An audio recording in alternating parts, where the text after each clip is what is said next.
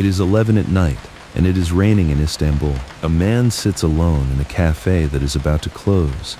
His name is Emre. He is 30 years old. There is a cup of coffee in front of him that went cold an hour ago. His phone is face up on the table, and he has been typing the same message for 40 minutes. He types 3 words. He reads them. He deletes them. He types them again. He puts the phone down. He picks it up. He types them again. Delete, type, delete, type. The 3 words are not complicated. A child can say them. People say them on television, in songs, in greeting cards, without flinching. But Emre cannot send them to the one person he means them for.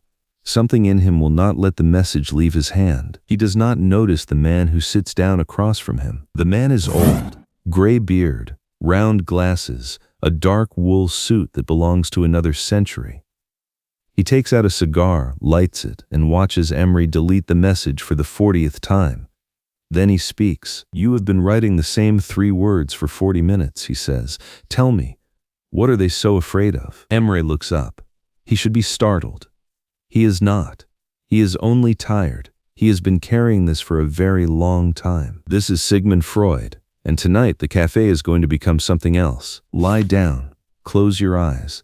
This is your session. The walls of the cafe are darker now. The espresso machine has gone quiet. The chair Emre is sitting in is no longer a cafe chair. It is a couch. Old leather, worn soft at the edges. The rain outside is the same rain that fell in Vienna 100 years ago. And the man across from him is no longer a stranger. By the end of this session, you will know exactly why you cannot say the words. Not the shy answer, not the "I'm just not good with feelings" answer. The deeper one, the one that explains why the words climb all the way up to your throat and stop.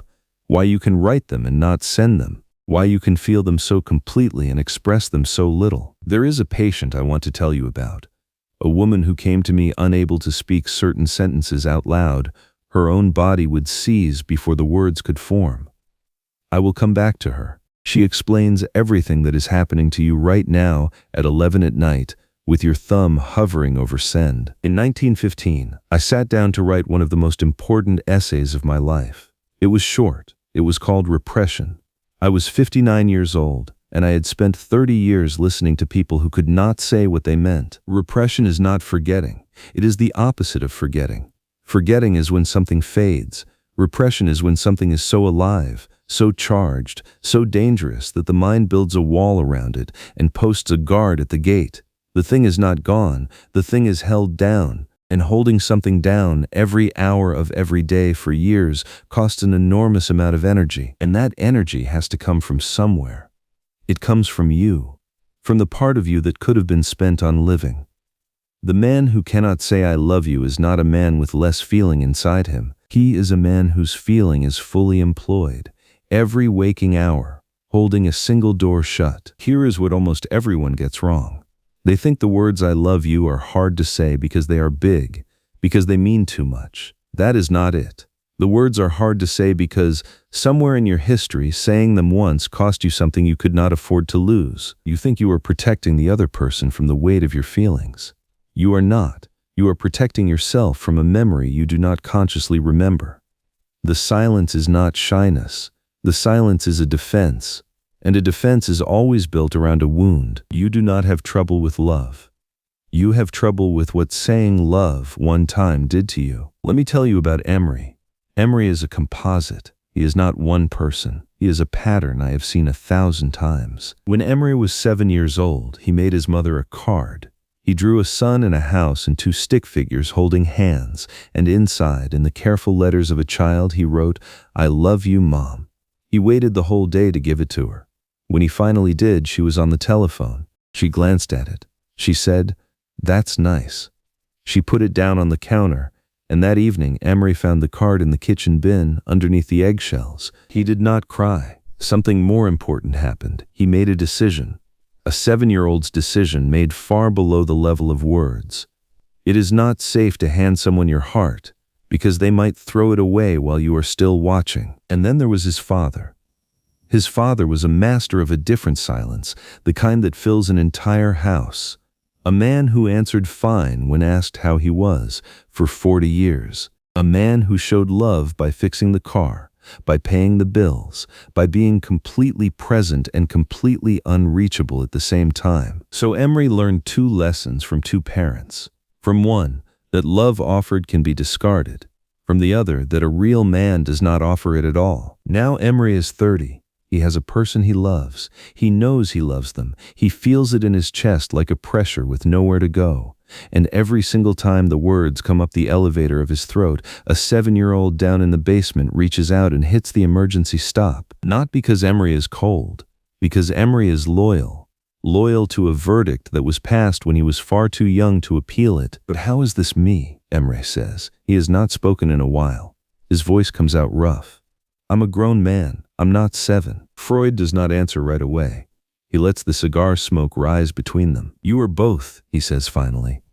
The 30-year-old wrote the message. The 7-year-old deleted it. They live in the same body, and they have never once in your entire life agreed. Now let me tell you about the patient I promised I would return to. She was a woman of great intelligence and great wealth, and when she came to me, she had a strange affliction. There were certain things she could not say, not would not, could not. When she tried to speak a particular kind of truth, her throat would close, a coughing fit, a sharp pain in the jaw. Her body would do anything to keep the sentence from leaving her mouth. For years, every doctor treated her symptoms as a medical mystery. I did something none of them had thought to do. I did not ask her what hurt.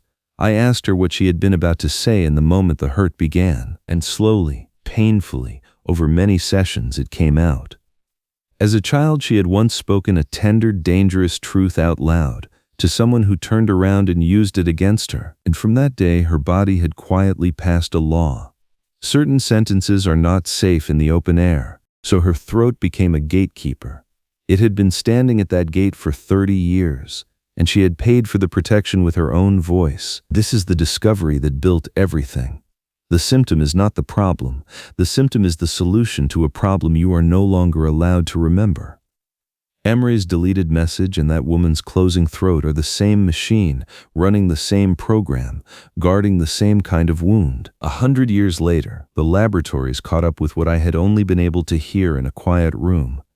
Researchers now watch this happen on a screen. When a person prepares to say something emotionally exposing, something true about how much another human being matters to them, the same circuits light up that fire under physical threat. The brain, in that instant, does not distinguish between I love you and there is a predator in this room. To a nervous system that learned early that closeness is dangerous, the open hand and the exposed throat are the same gesture. This is why your heart pounds before you speak, why your mouth goes dry. Your body is not being dramatic. It is doing precisely what it was trained to do. Treat tenderness as a threat and survive it. If you have stayed with me this far, the next part is the one most people flinch away from. So I will say it slowly, and only once. The reason you cannot say I love you is not that you are afraid they will not say it back. That fear is real, but it is the cover story. The deeper fear is older and worse. You are afraid that you will take the most honest thing inside you, hold it out in your open hand, and the person will do with it exactly what was done the very first time. Glance at it, set it down, walk away, and that you will have to stand there, a grown adult, feeling the precise, original size of the wound you have spent your whole life managing. This connects to the wounds we have already opened together. In our session on the first wound, we talked about the first time the world taught you that you were too much. The silence around I love you is that exact lesson, kept and obeyed. And in our session on the mask, the false self, the polished, agreeable version of you that everyone is allowed to meet, that mask is here too. The mask exists, in part, so that the real words never have to be risked. The mask cannot say I love you, only the face underneath can. And the face underneath has been in hiding since you were small. Think about the last time the moment was right. The two of you, quiet, close. Maybe they said it first, or they looked at you in a way that made it the most natural thing in the world to say it back. And instead, you said something else. You made a small joke, you changed the subject. You said me too. You squeezed their hand and let the squeeze stand in for the sentence. You have 100 substitutes, and you have practiced every one of them. The substitutes are the gatekeeper's mercy. They let you feel as though you have given something while making absolutely sure you never open the gate. I want you to do something right now while you are listening. Put one hand on your throat. Not tight. Just rest it there, lightly, over the front of your neck. Take one slow breath. Now silently, without making any sound, think the words, "I love you." Aim them at the one person you most cannot say them to. Feel what your throat does. For most of you, something tightened. A small grip right under your hand. A swallow you did not plan. That grip is not random. That is the gatekeeper, doing the exact job it was hired to do when you were 7 years old. The job is to keep the words in, and it has been so faithful for so long that it tightens even now, even when no one is here, even when the only person who could possibly hear you is yourself. Keep your hand there. That small, tired muscle is the most honest part of you. It has been telling the truth for decades. You simply never learned to speak its language. So here is what I am going to ask you to do, and it is going to sound far too small to matter. That is exactly why it will work. Do not text the person. Do not wait for the perfect moment. Do not rehearse a beautiful speech. The problem was never out there with them. The problem is in the throat, in the gatekeeper, in the verdict. Tonight, when you are alone, go into a room and close the door, and say the words out loud, not to your partner, not to a photograph. Say them to the child you once were on the day you first decided it was not safe. The 7-year-old, the 8-year-old you were when you first decided not to say them.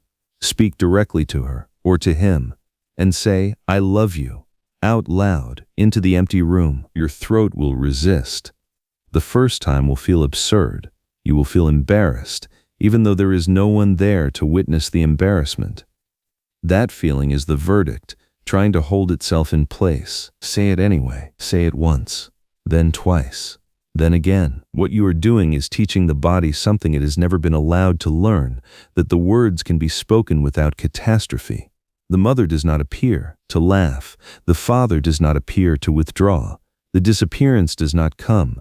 The bomb does not detonate. And the 8-year-old, listening from the inside, begins to consider, very slowly, that the verdict may have been passed on insufficient evidence. After enough repetitions, alone, in your own room, the words begin to feel like words again, not weapons, not bombs, just words. And one day, weeks from now, months from now, when your partner is across from you and the moment arrives, the words will already have been spoken so many times that the saying of them, finally, to the person they were always meant for, will not be the impossible event your throat had spent its whole life bracing for. It will just be a sentence, 8 letters, 3 words, the end of a sentence that has been waiting your entire life to finish. Tonight, before you sleep, ask yourself one question. Not "why can't I say it?" That question is too big. Ask the smaller, harder one. Who in my earliest life did I say I love you to? And what happened next? The answer comes very quickly if you let it. It will probably surprise you with its specificity. A face, a room, a response that was not the one you needed. Whatever it was, that is the verdict you have been serving ever since. You do not have to send the message tonight. You do not have to do anything dramatic at all. You only have to begin to know one thing.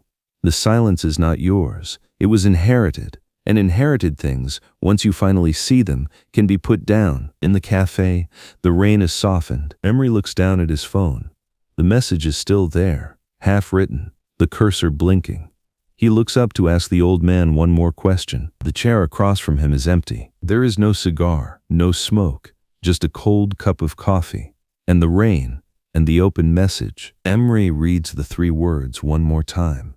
And this time, he does not delete them. He presses send. Then he sits very still, a grown man and a 7-year-old at the same time, both of them, for the first time, agreeing. In our next session, we will talk about the other side of the same wound, the way you apologize constantly for things you did not do, because someone very early taught you that simply being present was already a kind of crime. And we will talk about why Freud, watching this happen in patient after patient, called it one of the most invisible inheritances of all. This has been your session on Sigmund Freud Explains You. If you want to understand what your mind is hiding from you, subscribe. New sessions every day. Lie down. Close your eyes. This is your session.